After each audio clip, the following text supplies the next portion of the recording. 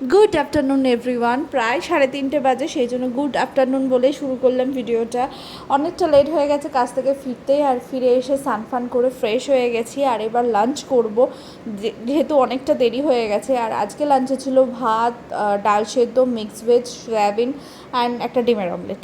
তো লাঞ্চ ফাঞ্চ করে নিয়েছি। আর এই যে ওয়াটারমেলন, গরমকাল এসে গেছে, মানে আমার বাড়িতে তো এখন হামেশাই তরমুজ আসবে আর যাবে এরকম ব্যাপার।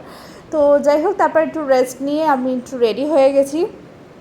অনেক দিন বাদে এরকম সেজেগুজে একটু রেডি হলাম আমি।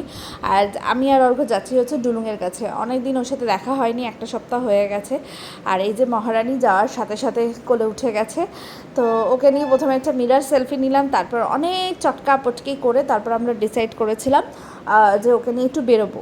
আজকে দেবদার নেই, বাইরেই রয়েছে, তো সেই জন্য ওকে নিয়ে একটু কাছে পিঠেই ঘুরতে গেছিলাম আমরা তিনজনে মিলে। প্রথমে আমার বাড়ির সামনেই তো মহামিলন মঠ, তারপরে জুডিও, স্মার্ট বাজার পরপর একদম, তো সেই জন্য ওখানেই গিয়েছিলাম। আর এই মহামিলন মঠে আমরা মানে ছোট থেকে আমি আমার দিদি যে কতবার গেছি, মানে সন্ধে হলেই কোথাও খেলতে যাওয়ার জায়গা মানে এটাই। তো কতবার গেছি তার আয়ত্তা নেই। তো অনেক দিন বাদে গেলাম, আর এখানে একটা গ্রুপ ভিডিও করে নিচ্ছি যে আমরা সবাই গেছি।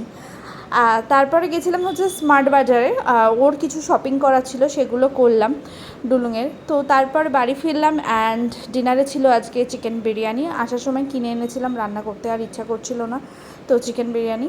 তো এই গেল, চলো টাটা সবাইকে।